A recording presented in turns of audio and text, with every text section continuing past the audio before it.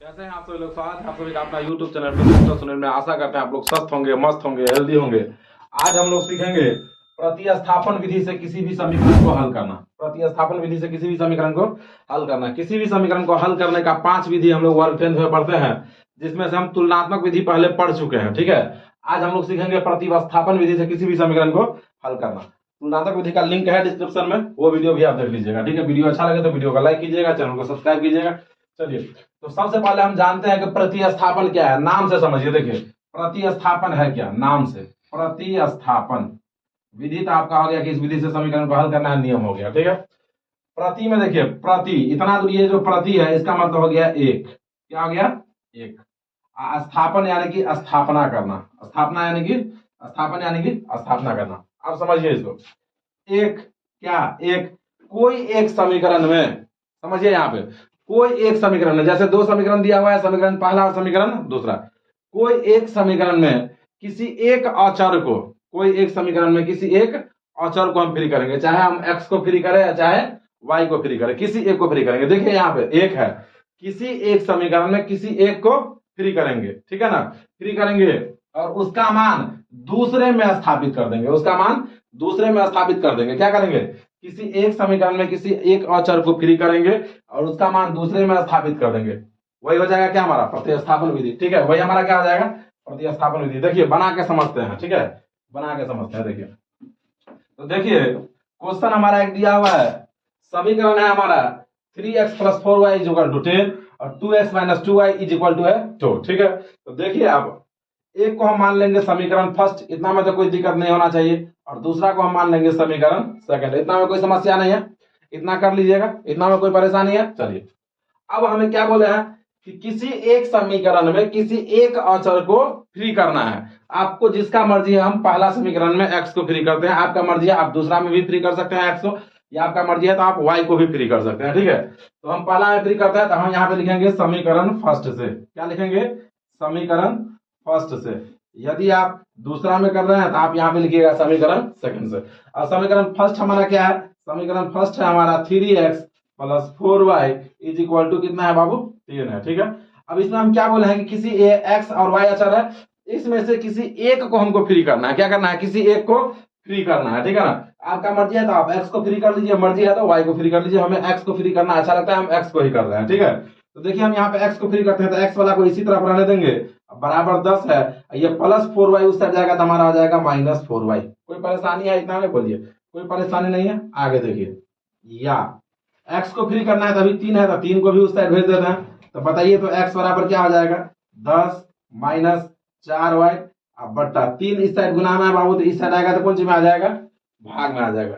इसको हम मान लेंगे समीकरण 3, और नहीं भी मान लीजिए, इसको मान लीजिए समीकरण आप 3। कोई दिक्कत है? इतना काम करने में कोई परेशानी है? बोलिए, बस यही तो खेला है। एक समीकरण को हम किसी एक में को फ्री कर लिए और यही मान दूसरे में स्थापित कर देंगे। दैट इज प्रतिस्थापन विधि। दैट इज प्रतिस्थापन विधि, यही प्रतिस्थापन विधि है। तो आप देखिए, पहला समीकरण में x को फ्री किया है, पहला समीकरण में x को फ्री किया ना, x को फ्री।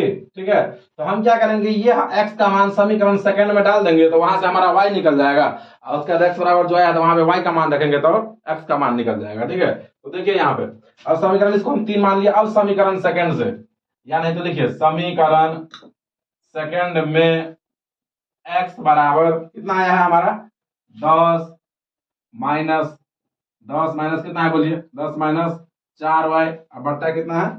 3 रखने पर। इतना में कोई परेशानी है? बोलिए, क्या लिखेंगे अब? समीकरण सेकंड में x बराबर 10 - y बटा 3, 10 - 4y बटा 3 रखने पर। इतना में कोई दिक्कत नहीं है। तो अब देखिए समीकरण सेकंड हमारा कितना है? समीकरण सेकंड है हमारा 2x - 2y = 2। देखिए ना, ये है ना, 2x - 2y = 2। इतना में कोई परेशानी है? अब x का मान इसमें पुट करना है, तो देखिए x का जहां पे x है वहां पे वो मान रख दीजिए। तो दो बीच में नहीं कोई चिन्ह है तो गुना। ठीक है, अब देखिए x का जगह पे हमको कितना रखना है? 10 - 4y बट्टा 3, माइनस कितना है? बोलिए, 2y बराबर कितना? 2। इतना करने में कोई परेशानी है तो बोलिए, इतना करने में कोई परेशानी नहीं है। या चलिए, इसका मल्टीप्लाई हो जाएगा तो देखिए, तो 10 का 2 से मल्टीप्लाई करेंगे कितना हो जाएगा? 10 दूना 20। कोई दिक्कत? प्लस गुने माइनस माइनस, 4 दूना कितना हो जाएगा? 8y बट्टा में कितना है? 3 माइनस 2y बराबर कितना? 2। इतना में कोई दिक्कत है तो बोलिए, कोई दिक्कत नहीं है। अब चलिए, अब इसका आप बट्टा वाला घटाव कर लीजिए। क्या कर लेंगे? बट्टा वाला घटाव कर लेंगे। तो देखिए, तो 3 और 1 कैल्सियम हो जाएगा 3, तो 3 1 3, तो ये तो जो है 20 - 8y, यही हो जाएगा। और 1 3 माइनस 1 3 3 बार में आ रहा है, यानी कि 3 से मल्टीप्लाई हो जाएगा किसका? 2y का। तो कितना हो जाएगा? 2 3 6y, कोई दिक्कत? और बराबर कितना है? 2, कोई दिक्कत है? इतना है, बोलिए। अब देखिए यहाँ पे कोना कोनी मल्टीप्लाई हो जाएगा, तो कितना हो जाएगा बताइए? तो 20 माइनस, अच्छा यहाँ पे देखिए तो -8y और -6y जुट के कितना आ जाएगा? -14y। ठीक है, -14y।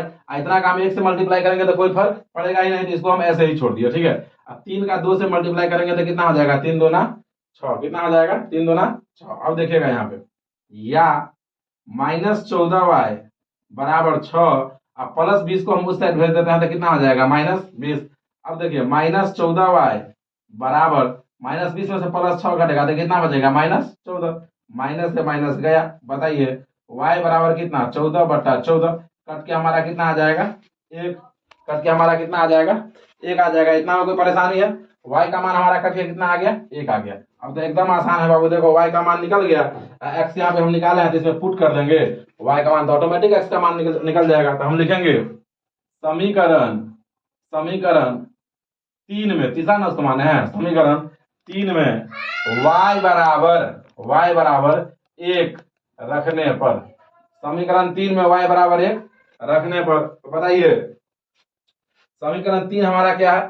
समीकरण 3 है हमारा बाबू रे x बराबर, समीकरण 3 हमारा है x बराबर 10 - 4y, अब बट्टा कितना है? 3। 10 - 4y, बट्टा कितना है? 3।